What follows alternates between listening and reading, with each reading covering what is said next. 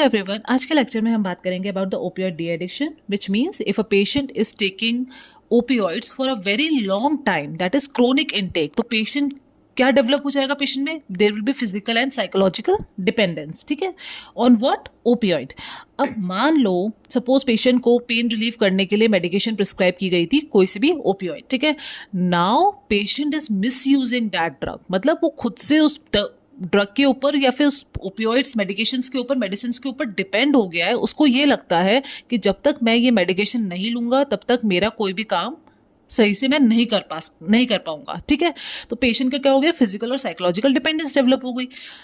अब इस ड्रग को मान लो ये सडनली स्टॉप कर दी जाए ये ड्रग, तो क्या होगा? This will lead to severe withdrawal symptoms. अब ऐसा नहीं है ओपियोइड्स के केस में होता है, कोई भी ड्रग जो एडिक्शन कॉज करती है, ठीक है, उसको जब भी आप सडनली स्टॉप करेंगे तो there will be development of what? Severe withdrawal symptoms.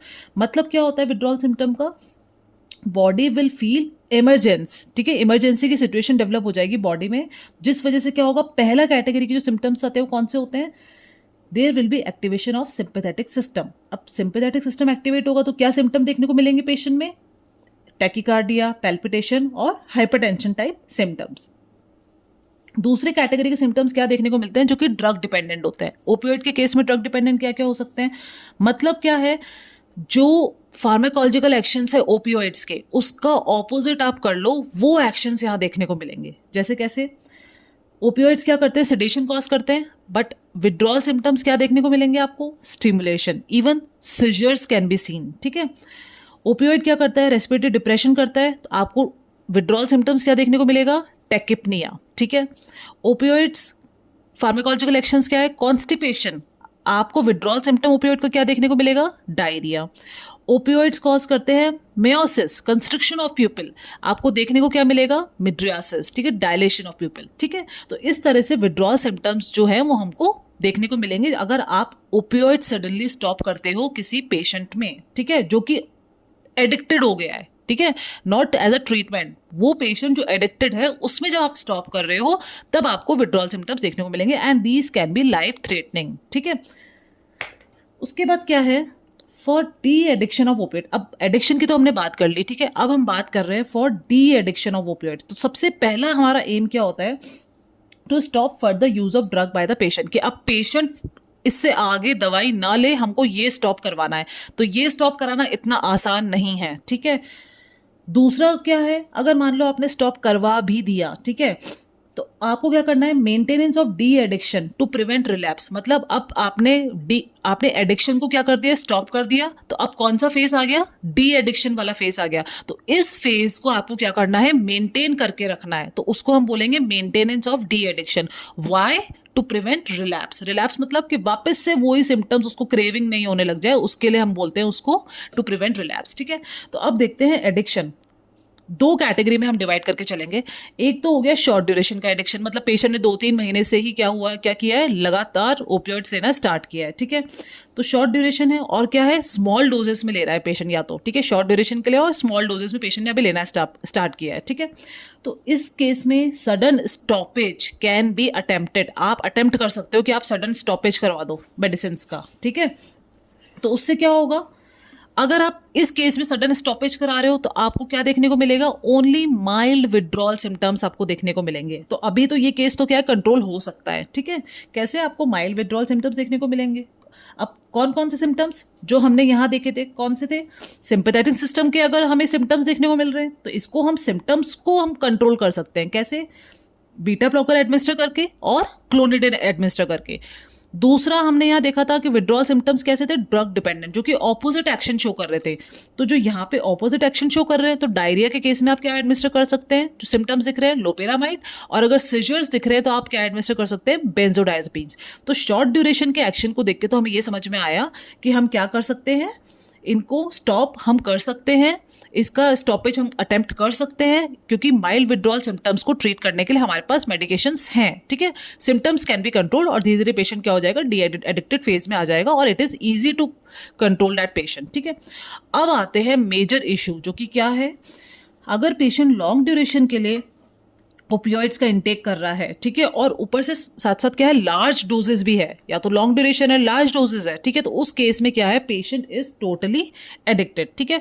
अब इस केस में सडन स्टॉपेज करना will lead to what, severe withdrawal symptoms. मतलब अगर इस केस में बहुत लंबे समय से, मतलब 2-3 साल हो गए पेशेंट को, ठीक है, ईयर्स हैज पास्ड और patient is on dependent on opioid, तो मतलब फिजिकल साइकोलॉजिकल डिपेंडेंस दोनों डेवलप हो चुकी है, ठीक है, इस केस में सडन स्टॉपेज करना तो it will lead to what, severe withdrawal symptoms, ठीक है। अब इस केस में आपको सिंपैथेटिक सिस्टम वाले जो सिम्टम्स हैं वो ही देखने को मिलेंगे। अब ये सिम्टम्स क्या हो सकते हैं, they can be as worse as ventricular fibrillation, ठीक है, जो सीजर्स यहां पर आपको दिख रहे थे, ठीक है, वो they can be seen as what, status epilepticus. अगर आपने स्टॉप करा दी ड्रग, ठीक है, इस केस में, तो आपको जो सिम्टम दिखेंगे वो इतने सीवियर हो सकते हैं कि हार्ट के केस में तो वेंट्रिकुलर फिब्रिलेशन दिख सकता है आपको, और जो सिजर्स यहाँ नॉर्मल दिख रहे थे, ठीक है, सिजर्स के केस में आपको क्या दिख सकता है, status epilepticus which is an emergency situation, ठीक है। तो आप क्या करते हैं ऐसे केस में, आप रिप्लेस कर देते हैं जो ओपियोइड्स पेशेंट ले रहा था उसको आप रिप्लेस कर देंगे किससे, मिथाडोन से। इसका पहला ट्रीटमेंट हमने क्या पढ़ा कि जो ओपियोइड्स पेशेंट ले रहा था जिस इक्विवेलेंट डोज में, उसी इक्विवेलेंट डोज में आपको रिप्लेस करना है उस ड्रग को, किससे, मिथाडोन से। क्यों मिथाडोन से, क्यों, क्योंकि मिथाडोन क्या है, लॉन्ग हाफ लाइफ। इससे पहले वाले वीडियो में I have already told you about what, methadone. Methadone क्या है, it is a potent long acting mu agonistic action, ठीक है, इसकी लॉन्ग हाफ लाइफ होती है, ठीक है। अब इसकी लॉन्ग हाफ लाइफ है तो इससे क्या होगा, ये लेस यूफोरिया शो करती है और डिलेड यूफोरिया, इसके दो इफेक्ट है, लेस यूफोरिया और डिलेड यूफोरिया, ठीक है। इन दो एक्शंस की वजह से क्या होता है, जो डेवलपमेंट ऑफ टॉलरेंस और डिपेंडेंस है वो बहुत धीरे धीरे होता है, किससे, मेथाडोन से। So making it useful for treatment of opioid abuse. ये हम मेरे पहले वाले वीडियो जो मैंने अपलोड किया था उसमें हम देख चुके हैं, ठीक है। सो इसलिए हमने इसको किससे रिप्लेस किया है, मेथाडोन से। कुछ केसेस में हम इसको ब्यूप्रीनॉर्फिन, ठीक है, ब्यूप्रीनॉर्फिन से भी क्या करते हैं, रिप्लेस करते हैं, बट फिर भी as an alternative to methadone for management of opioid withdrawal. But mostly हम क्या यूज करते हैं, मिथाडोन ही यूज करते हैं। क्यों, क्योंकि less euphoria and delayed euphoria. अब सपोज कैसे करते हैं, हमने 10 मिलीग्राम अमाउंट है सपोज मेथाडोन का, वो अवेलेबल है, हमने 10 मिलीग्राम से स्टार्ट किया, ठीक है। 10 मिलीग्राम के बाद क्या किया हमने, 8 नेक्स्ट वीक हमने क्या कर दिया, उसकी डोज को, मिथाडोन की डोज को 8 कर दिया। फिर नेक्स्ट वीक में हमने मिथाडोन की डोज को क्या कर दिया, 6 कर दिया मिलीग्राम।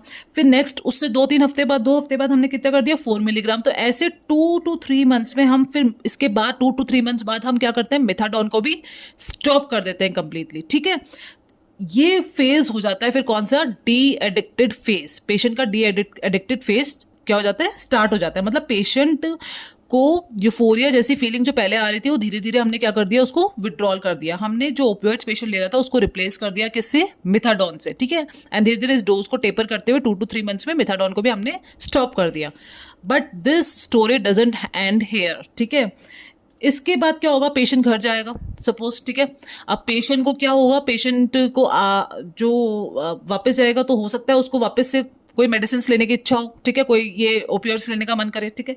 मतलब रिलैप्स आने के चांसेस होते हैं, ठीक है, रिलैप्स ऑफ दीज सिम्टम्स, ठीक है, रिलैप्स हो सकता है केस, ठीक है। उस केस में हम क्या बोलेंगे, उसके फैमिली मेंबर्स जो भी है उनको एडवाइस करेंगे कि पेशेंट को आपको क्या देना है, नैलट्रेक्सोन, ठीक है। क्या एडमिनिस्टर करेगा पेशेंट को उसके फैमिली मेंबर्स, नैलट्रेक्सोन, ठीक है, ओपियोइड एंटागोनिस्ट, ओके।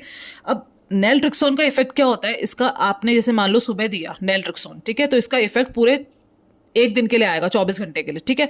तो सपोज आपने मॉर्निंग में एडमिनिस्टर कर दिया, अब पेशेंट मान लो कहीं भी ऐसी जगह पेशेंट को ओपियोइड्स वापस मिल गए, ठीक है, तो पेशेंट क्या करेगा, अब वो ओपियोइड्स लेगा, ठीक है, बट ओपियोइड का इफेक्ट नहीं आ पाएगा। अब वो जो यूफोरिया उसको पहले उस टाइम आ रहा था जब वो एडिक्टेड था, तब वो जो यूफोरिया की फीलिंग जो उसको आ रही थी, अब वो फीलिंग यूफोरिया की उसको नहीं आएगी। क्यों, क्योंकि आपने क्या एडमिनिस्टर करने लग गया, अब पेशेंट को क्या देने लग गए, नैलट्रेक्सोन, ओपियोइड एंटागोनिस्ट, ठीक है।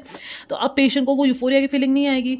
फिर आपने फिर नैलट्रेक्सोन दे दिया पेशेंट को, ठीक है, फिर पेशेंट ओपियोइड लेगा, उसको फिर फीलिंग नहीं आएगी। तो ऐसे करते करते क्या होता है, 2 to 3 मंथ बाद जब पेशेंट को 1 हफ्ते तक, मान लो 7-8 दिन तक उसने ओपियोइड्स लिए, ठीक है, उसको यूफोरिया वाली वैसी वाली फीलिंग नहीं आई जो उसको पहले आ रही थी, ठीक है, तो पेशेंट अपने आप ही क्या होगा, उस उस मेडिसिन को, उस ओपियोइड्स को क्या कर देगा, क्विट कर देगा, ठीक है।